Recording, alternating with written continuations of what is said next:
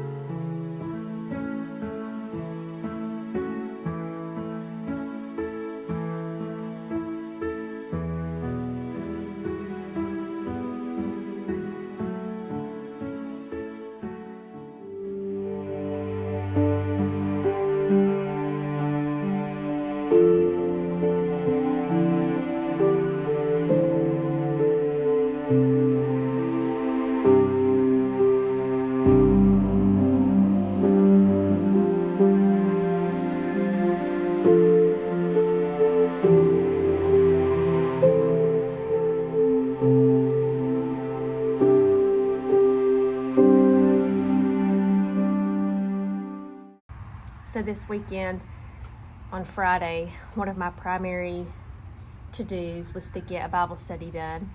So we had Bible study on Saturday morning, and I actually attend a Bible study and I teach a Bible study.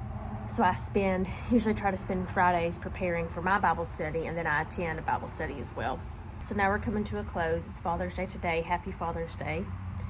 And we celebrated my husband today and went to a bookstore, went to Barnes & Noble, got a coffee, got one of our favorite meals, and I wanted to show you guys the books that we got. This is not a book that I got today, but I have mentioned this book in the previous vlog. I highly recommend this book. It's called A Daughter of the Samurai by Etsu Inagaki Tsujimoto, and this is probably one of my favorite books. This is probably one of my favorite books, and I'm confident to say that because of how much I enjoyed this, and for the type of book that it is. It's a memoir. It's so engaging and interesting. I learned so much about Japanese culture, old Japan. This is a book about a young woman who's growing up during the turn of the century, and she is born in old Japan in sort of a rural area and moves to the United States, and just the absolute culture shock that occurs, and all of the interesting factors about the sort of the clash and the convergence of the two cultures. And I love how much detail there is about her life, about Japanese tradition, religion, her schooling background. It just was so interesting to me, and she's such a good writer. And so this book is very meandering. It's detailed, but it's not overbearing. And so if you love memoirs, you will absolutely love this book. It was so good. I'm not finished with it yet, but I'm extremely close, and I'm close enough to recommend it to you. Then I got this book over the weekend, and this is called The Curious Kitten at the Chibaneko Kitchen by Yuta Takahashi.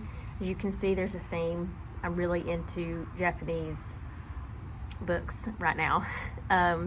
Just really, really enjoying that genre. And I also rented a ton of books, Japanese books and Japanese authors, fiction and I think nonfiction, from the library. So I'm sure that those loans will become available tomorrow. So I need to finish one of these books tonight so I don't get overwhelmed.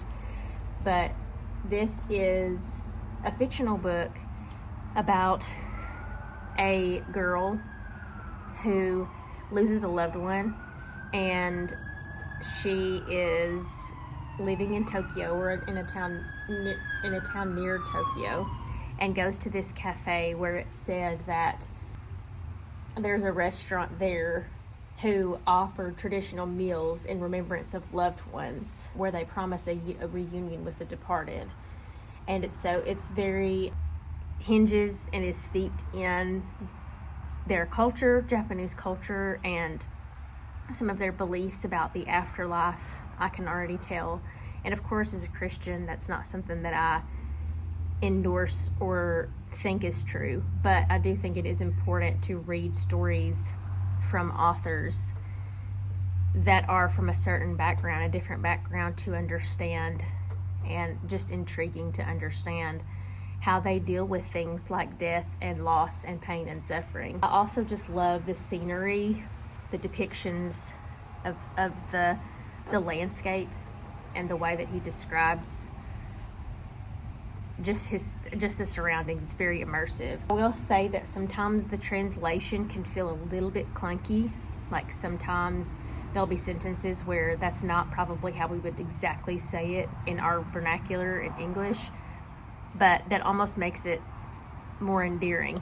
I've seen this book everywhere, and I picked it up. It's called I'm a Cat by Soseki Natsume. It's a story about a wandering kitten who spends all his time observing human nature, from the dramas of businessmen and school teachers to the foibles of priests and potentates. I've never seen that word. From this unique perspective, author Soseki Natsume offers a biting commentary shaped by his training in Chinese philosophy on the social upheaval of the Meiji era. So this just sounds really interesting, and it is 3 volumes in one. I absolutely love the cover. And the author was born in 1867 and died in 1916. Then my husband picked this one out, and it's called Kokoro by Natsumi Soseki. Sorry about my pronunciation. So sorry. But I absolutely love the cover of this. And it says the subject of kokoro, which can be translated as the heart of things or as feeling, is the delicate matter of the contrast between the meanings, the various parties of a relationship attached to it. In the course of this exploration, Soseki brilliantly describes different levels of friendship, family relationships, and the devices by which men attempt to escape from their fundamental loneliness. The novel sustains throughout its length something approaching poetry, and it is rich in understanding and insight. The translation by Edwin McClellan is extremely good. So those are the books that we got. I need to be working on my physical TBR. And also, I have various book clubs that I'm in too, that books I need to be working on as well. So thank you for watching. Thank you for joining me this weekend. And I hope you guys have a wonderful rest of your week. I'll talk to you soon. Bye.